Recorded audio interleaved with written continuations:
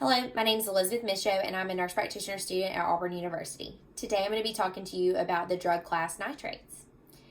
Drugs within the class include amyl nitrate, which is an inhalant, isosorbide dinitrate, which is given PO or sublingually, isosorbide mononitrate, which is given orally, and nitroglycerin itself, which is sublingually given, translingual spray, PO, IV, and transdermal patch or paste. Nitroglycerin acts as a vasodilator. It allows nitric oxide to get to those vessels and provide more oxygen to those tissues. The therapeutic effect, or the fact that it acts rapidly to relieve acute anginal pain. Pharmacodynamics, obviously I said it's vasodilator. As a result of that, it decreases preload and afterload of the heart. It decreases the oxygen demand required, and also while doing that, increases the delivery of oxygen given. The pharmacokinetics, absorption, nitrates are absorbed orally, buccal, sublingual, and transdermally. Something you want to educate your patients on is to remove those transdermal patches because they don't need double doses. Distribution, it's widely distributed through all circulation within the body. It is metabolized within the liver. Isn't it cute? Okay, and it is excreted via urine. Precautions you want to tell your patients about or to avoid in patients with these disorders include anemia, glaucoma, hypotension. Those vasodilators, they cause hypotension, so you don't want to give it to patients who already experience that, and hypovolemic patients. Contraindications include constrictive pericarditis, restrictive cardiomyopathy, cardiac tamponade. You don't want to give it to those head patients with a possible bleed because it's not specific to the heart, so it's going to vasodilate all vessels in the heart, or all vessels in the body.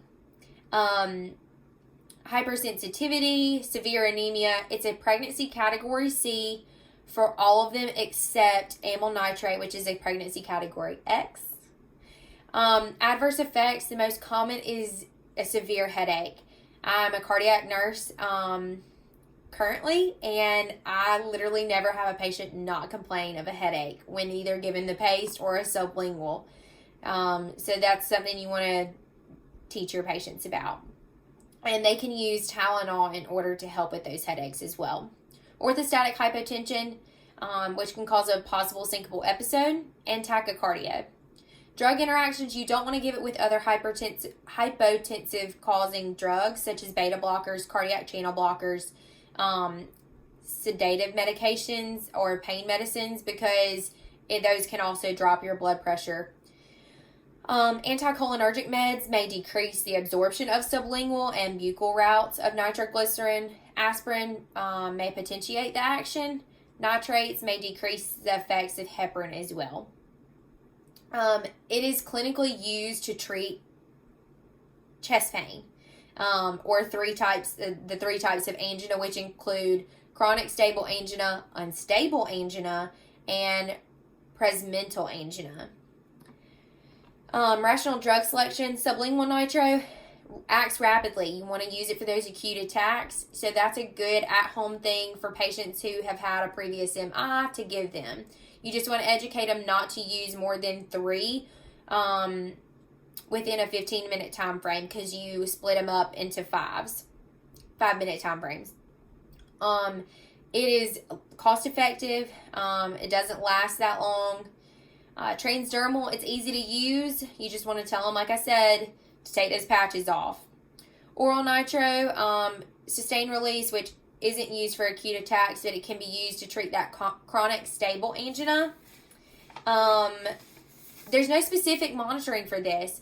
If they are in a stable environment, such as, or a controlled environment, such as a doctor's office or at the hospital, you want to be monitoring that blood pressure because it can definitely cause hypotension. And when you're giving nitro, that's something you want to keep an eye on. As far as education for the patient, you want to teach them that they need a free interval time period of at least 10 to 12 hours free of nitrates, because they don't want to prevent a tolerance to it. Don't want to crush or chew sublingual. Once the bottle is open, you also want to put a date on it and not use it after 6 months, because it's not effective after that point. Don't abruptly stop taking or double dose on your sustained release nitros or nitroglycerins, like the isosorbide mononitrate or dinitrate. You don't want to be drinking alcohol with this. Headaches, like I said, can be treated with Tylenol. Make sure you use slow position changes, because it can cause the shift in fluid. It can cause hypovolemia. And so until you know how you're going to react to it, you definitely want to watch those patients with that. Little tidbit to remember or to think about vasodilation. Think about a small straw or like a stir stick. I don't have one, but this is a small straw. This is a constricted vessel. Versus this is with nitrates, it's dilated. Okay?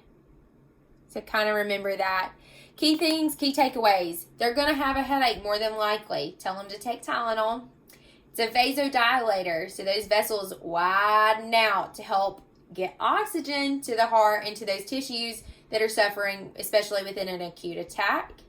It can cause hypotension. You do not want them making sudden movements or sudden position changes, okay?